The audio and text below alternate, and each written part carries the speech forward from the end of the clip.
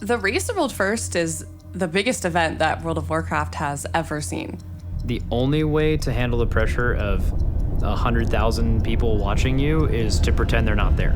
I've never seen anything like what Race to World First is. I don't think there's something that compares to it. If you add up all of the folks that work on Race to World First, the number will exceed 100 people quite quickly. It would probably be, if you condense just the hours alone that went in from each individual, like years of time. If we want to be on top, we have to constantly keep improving. If the World First raiders cannot do the boss, then I'm worried for like every normal human being that plays the game. You can't get away from it. It's there. It's what it is, right? You're like, if you allow yourself to be like, oh man, I messed up, but so many people watch that, then you're probably not built for this. Live in 5, 4, 3, 2, 1.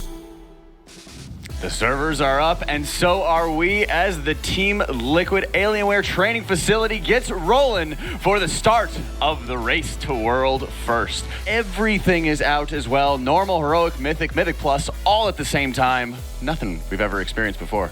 This is uncharted territory because of everything releasing at the same time. I'm sure they have a plan in mind for what they want to do for the day, be it just do splits all day or, what have you, maybe even go into Mythic Plus. It's going to require just completely new strategies from the teams. I think pretty much the gearing strategy itself could make or break this Race to World First. What class you say you thought was good here? Double Priest, Pally Monk. Oh, you were thinking Dathia, yeah, double Priest, Pally Monk, yeah.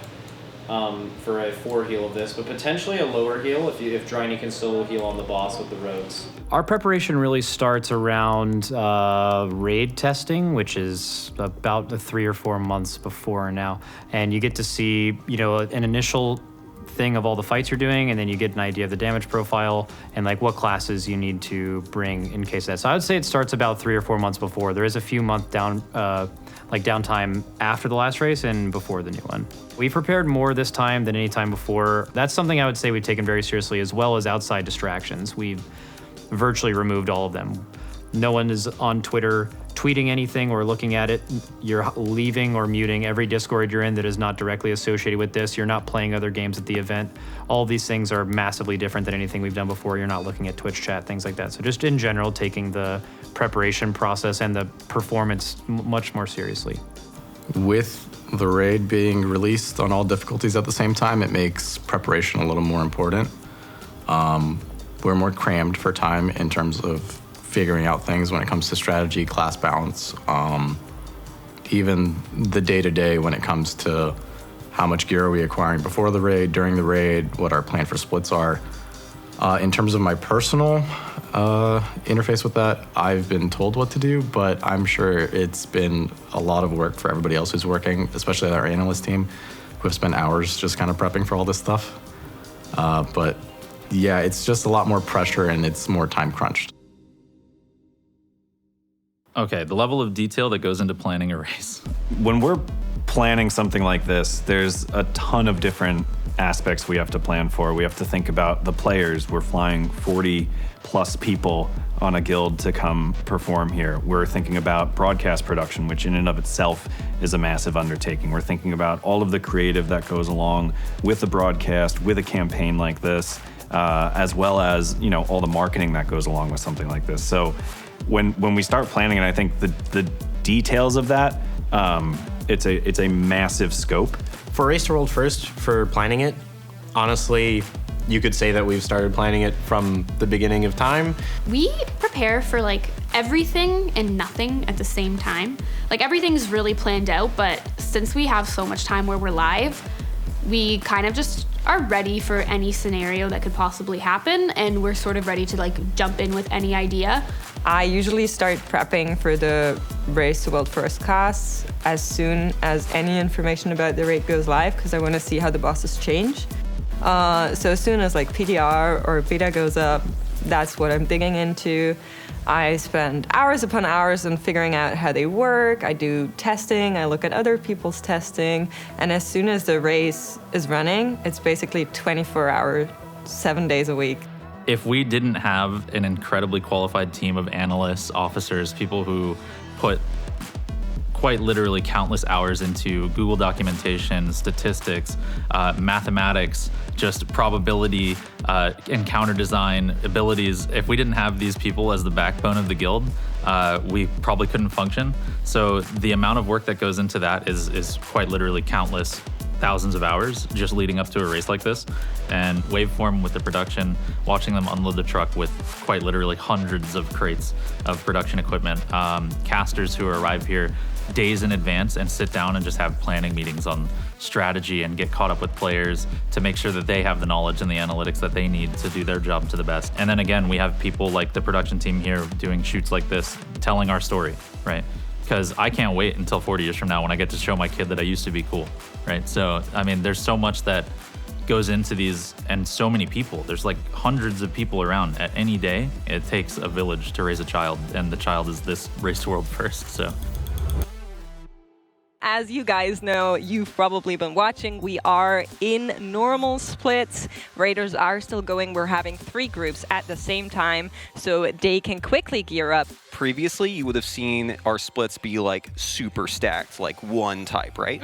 But now you want to make sure that every piece that drops from a boss has someone who can take the item. You don't want to waste any items, essentially. Because you could technically, if you go in with all hunters, if that was possible, and the plate piece drops, you're like, well, no, we can't work with that. For this race in particular, I've been working on splits for the past week. I think I've probably spent like 12 hours a day looking at like, how do we do splits? You know, how do we get the most out of them? From a player perspective, we have to tell them kind of, okay, so we want you to prepare a certain number of characters. There are hundreds of characters. You know, there's 34 raiders in the guild. They have a required 6 characters per raider. And then we're also needing to tell them like what they need on those characters and how they're going to get there, in what order. So like during the race, they can just focus on, you know, how do they perform the best to the best of their ability. So do you like chocolate gold? We'd like one. Do you want more than one? I don't know. What are the rules? What are the rules? The more you get, the more rank 1 rolls you get for your R3s. Okay. So, more? Yeah, more is good. Supposed to open this. I don't know. Good luck. Okay, thank you. How many will you take, Jeremy? 2. Okay. Let me get some. The guild requires a lot of gold for the world first race. For reference, last race we spent about 700 to 800 million gold. So this race we want to not necessarily scale it back, but be more efficient about where we're putting our gold in. So this race we have budgeted about 550 million. And we basically have to start planning on accumulating that amount of gold right after a race ends. Gold is needed for a lot of things. We are trying to increase the power of our raiders in-game so that they can perform to the best of their ability with all of the best stuff. So for collecting gold, we have a big system in place. I personally have 4 WoW accounts that I collect gold on, and I store them on different accounts. We have guild banks, and then we also have an amazing add-on that our wonderful Ironi made for us, where it automatically tallies all the gold in guild banks and on characters, and then we'll sum it all up and export it into like a nice little export string, and then we paste that into a spreadsheet. I know it's getting a little technical, but basically it gives you all the data that you need to see, all the different numbers. So yeah, it's all being managed very efficiently, and also just using the technical support that we now have instead of doing it manually, because it used to take a very long time. We're getting into Mythic Aeronaut here. And they just absolutely obliterated it. Oh my god, I think this is about to be a greatest hits album right here. That was some nuggies. Do not talk whoever that was again, but that was fucking hilarious. That's going to be a Primal Council kill, and Liquid have evened themselves out at that 2 of 8 mark. There it is. Taros is going to fall. The whole raid is up. And that was our Coinbase world first pull. Let's go, Liquid. You got it! Oh my gosh! Oh, man! There it is! Down to the wire. Oh, the chills that came out Warcraft, they're dead. Oh, wow.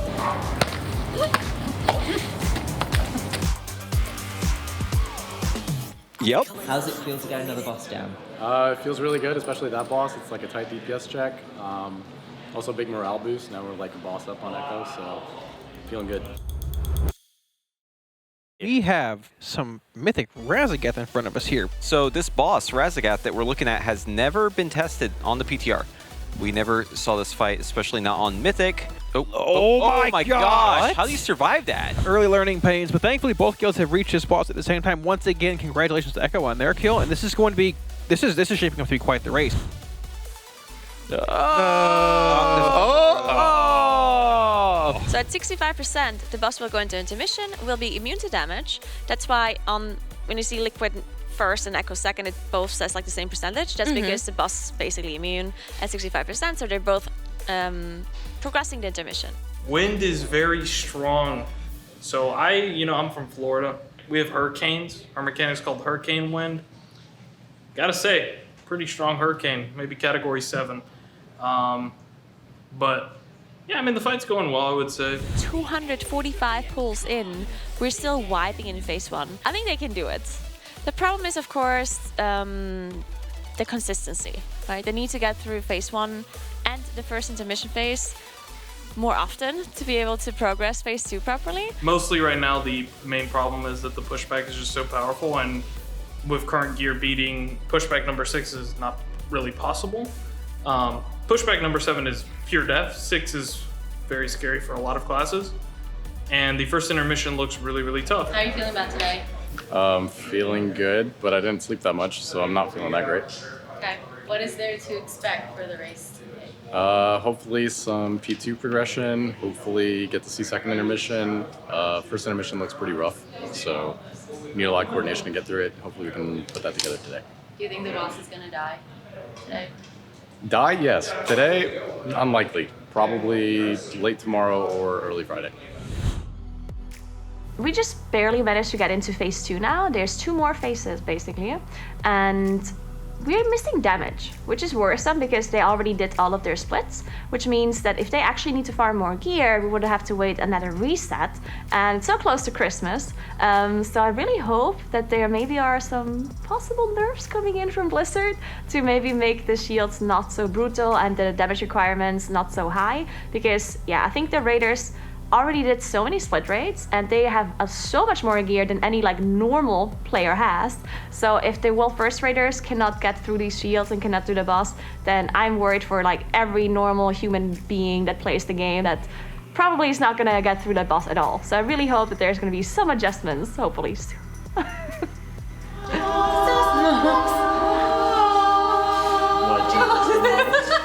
So about this race.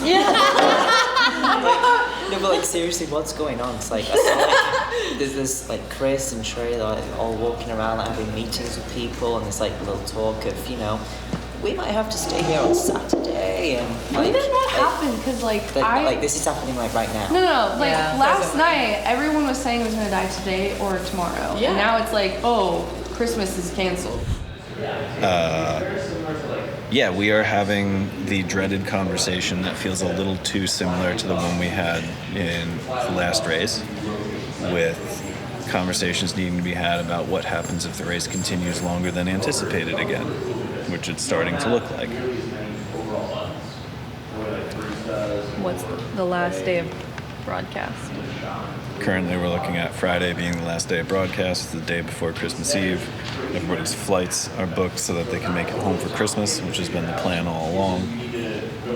So if we're still raiding Friday, we finish raiding Friday, we send everybody home, and then we go remote. What did they said to you in the analyst room? I saw something was going on. Well, so right now we thought that we would have, I guess, more player power to just brute force the phase, if you will. But we don't. It seems like even with clears, even with getting more gear and doing all our splits, these still aren't meeting the healing and damage requirement for the fight. And that's just, it's not a unique thing to us, it's Echo too. So we're both running pretty similar comps, and we just can't break through to complete phase 2 in order to get to the next phase. It's just not I wouldn't say it's not possible, but like you would need an extremely perfect pull where no one messes up, where all the stars align in terms of RNG, like you get all your crits and everything like that in order to like get past this phase. And then once we get past the phase, we don't even know what's next. So that's the really difficult part, is like the only way we can actually get this down is if we nerf the boss, like if Blizzard nerfs the boss right now. A whole bunch of damage. This is definitely going to be a new best. Okay. There we go. Already new best. The last push here. All right, let's not let any heals go in. Boss is at 20%. Let's see. Can we push?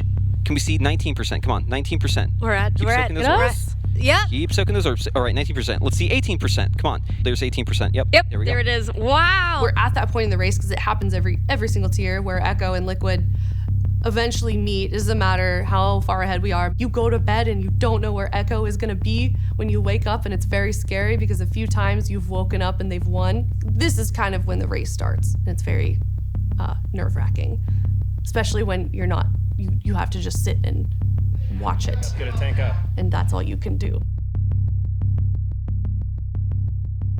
I made this whiteboard so we could leave messages for the players, just so that they can have their posy vibes. And no Menti Bs. And no Menti Bs and words of encouragement. How are you feeling today? I'm feeling good. I'm feeling excellent, thank you. You can't allow yourself when someone passes you or something goes wrong to let that immediately hurt your morale, right? Because you're just never going to recover from that. It's a downward spiral. You're not coming back. So I think we've learned that, you know, you just have to approach every single day that you're waking up and you're behind and you have to work through it. And that's just reality. So if something like that ever happens, it doesn't actually affect your overall morale of your guild. But in general, we don't have a lot of low morale issues. It's actually probably only 2 or 3 times ever when we've competed where I could say we woke up and a whole day was just everyone was in a bad mood because of something. It doesn't happen. We have a lot of really charismatic people in the guild that make everyone happy and laugh and stuff. And generally speaking, we play like that, and it's low morale is not usually an issue. I definitely think Liquid can win the race, for sure. It's a lot closer though. Of course, starting the race earlier is beneficial, but then it also has some downsides in regards to tuning issues, bugs that might happen, and then of course also giving strategies away to the other guilds. So it really is like a back and forth between those guilds now. It's always interesting to see that when one guild figures something out and the other guild sees this, like, oh my god, that's so smart. So are we gonna do that too? So I just love the whole back and forth between those guilds. If we do not kill this tonight, it's over. So who cares about how our sleep is tomorrow? Because we need to kill this tonight. So let's just give it our all. Oh my, they are doing so well. Yeah, this is a really great pull. Here comes the frontal beam, and then another push nova, and there's not a lot of room to spread out from this, and they're going to get pushed in the lightning, and you can see these orbs, they're like little tornadoes. If they touch the boss, he heals. Yeah. And dealing with that with the push nova, I mean, they're going to hit him, I think. No, there's people in the middle. Oh, they just hit him, yeah. They just hit. Man, I so think the boss that kind of has to be, okay, and then they get a charge right there, the lightning. But that was what? That was like 14.6%? Yeah, it was down to the 14s. That is fantastic. That was an incredible pull. So unfortunately for us, that is actually the last that you're going to see us because we kind of have to all go home, sadly. Good night, fellas. Go back to sleep. Let's go. We are going to bed. We're going to go to bed, wake up early tomorrow, and we're going to try to kill the bird. With that, everyone, thank you so much for our presenting sponsor, Coinbase, as well as the rest of our sponsors, Honda, Secret Lab, ESET, Thorn, Monster Energy, Alienware, Twitch, Raider.io, Wowhead, and Warcraft Logs. So thank you so much. Good luck to the Raiders. Happy holidays. We'll see you next year. Bye. How do you guys feel right now? Sad. It's really sad. It's sad. It's sad, but like also good because like we'll get it tomorrow. We'll get it tomorrow. We'll get it tomorrow.